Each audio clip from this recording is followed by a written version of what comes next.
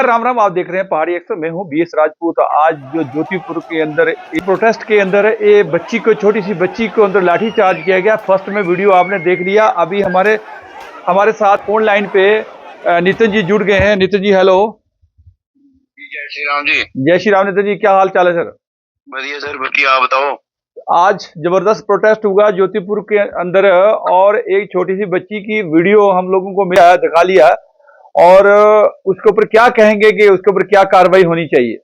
Sir सबसे पहले तो मैं ये कहना, पहले तो पहाड़ी मीडिया का जो है शुक्रिया करेंगे, जिनको जो है बच्चे, एक छोटी सी लड़की का जो दुख दर्द है वो समझ आया।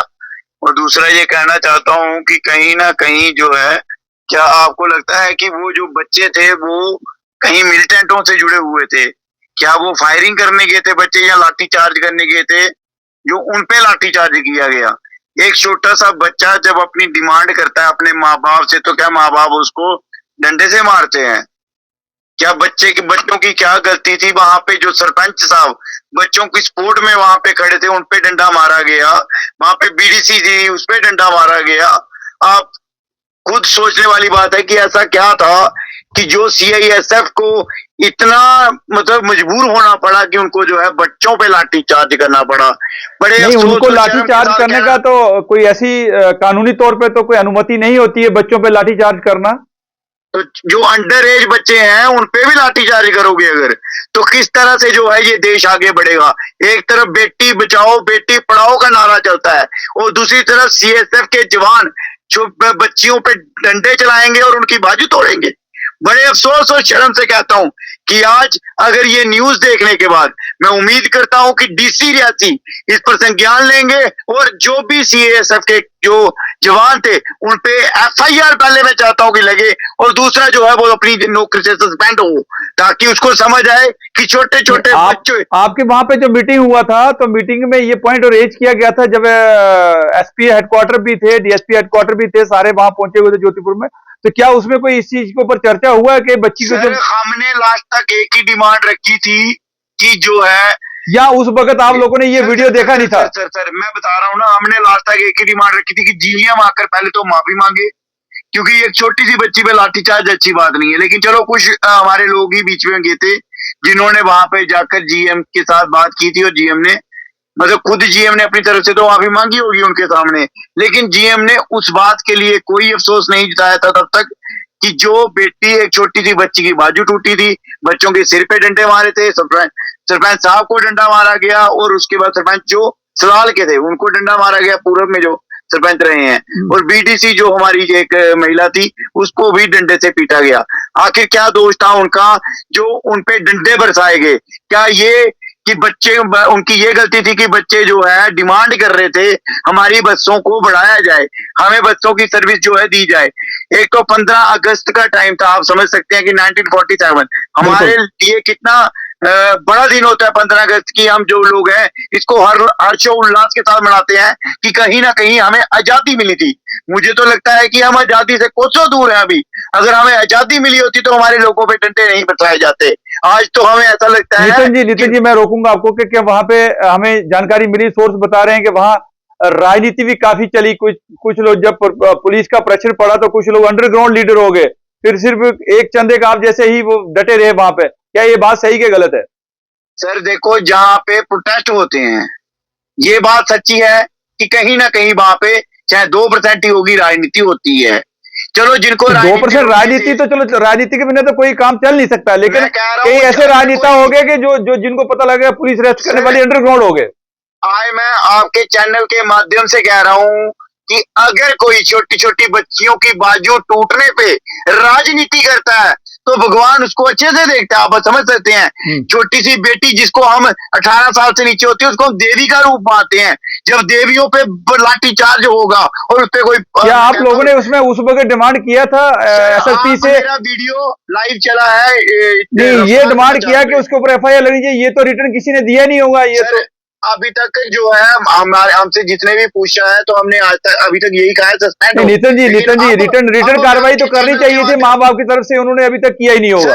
अब मैं आपके चैनल के माध्यम से कह रहा हूं कि जिस तरह से जब बड़े बड़े प्रोटेस्ट होते हैं उनमें से जो है लोगों को छांटा जाता है कि किस बंदे ने जो है गलत तरीके के नारे लगाए थे और कहीं ना कहीं किसी की भावनाओं को ठेस पहुंचाई थी तो उस पर एफआईआर लगती है। तो आज यही वीडियो पूरी मीडिया पे लाइव चली है। कौन कौन वो सीआईएसएफ के जवान थे, जितने भी थे, मैं चाहता हूं सभी के सभी सस्पेंड होने चाहिए पहले। और दूसरा, जिसने उस बेटी पे, छोटी सी बच्ची पे जो है लाठी चार्ज किया है, उसके खिलाफ सख्त कार्रवाई होनी चाहिए, ताकि ये जो है एक सीख जो है सीआईएसएफ क्या नितिन जी आगे आगे रिटर्न में कार्रवाई करने वाली है? क्या पेरेंट्स से कोई बातचीत हुआ क्या आपका? फिलहाल तो अभी तक पेरेंट्स से कोई बात नहीं हुई, क्योंकि तभी पेरेंट्स ने बेटी को उठा के जो था हॉस्पिटल लिया था, क्योंकि तो उस टाइम पे जब उसकी बाजू में लगी थी तो उसको दर्द हो रही थी और बेटी चिल्ला रही थी कि बहुत दर्द, को उसका दर्द नहीं समझ आता है। तो इट मीन्स कि वो कहीं ना कहीं देवियों को पूजते नहीं होंगे। अगर कोई देवी की पूजा करता होगा, उसकी कंजक पूजता होगा, तो मैं कहता हूं कि पूरा समाज जो है उस बेटी के साथ होगा और सीआईएसएफ के जवान पर एफआईआर होगी और वो जो है सस्पेंड होगा। नहीं, कल होगा, कल इसके रिटर्न कार्रवाई होगा कि नहीं होगा, ये क्या एश्योरेंस देते हो सर आप इसके ऊपर? सर उस पे रिटर्न कार्रवाई तो उसके पेरेंट्स ही एफआईआर कटवा सकते हैं। हमारे एंड से हम अपील कर सकते हैं, क्योंकि देखो जिनकी बेटी अगर वो एफआईआर नहीं लगवाना चाहें तो हम कैसे फोर्स कर सकते हैं? वहां राजनीति के भेंट में चले जाएगा, यही होगा और क्या होगा?